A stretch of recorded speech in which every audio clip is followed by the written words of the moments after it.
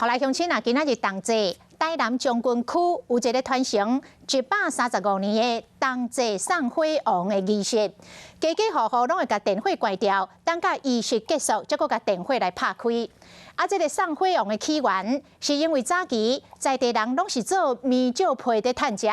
加上这个厝拢是用鱼仔草来砍来起的，真的火烧厝，所以就透过这个仪式，甲火王请出庄仔头。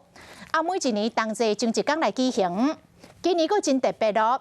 这个台电为了要尊重当地风俗，嘛配合沿路来关路灯。西港的草笑含放炮啊，代表拍火，甲火鬼赶走。 台南将军保济宫头前，迄真侪里民拢是要来参加同齐送火王仪式。仪式做煞，每一户地关电火，西港带队甲火王为庄头请出去。啊，今年真特别，台电为了尊重当地风俗，甲路顶嘛禁掉。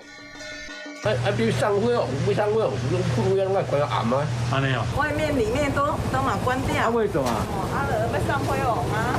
因为伊即种关路顶较无方便的，因较麻烦，就是安怎爱加一拍路顶一拍，安尼切，安尼切。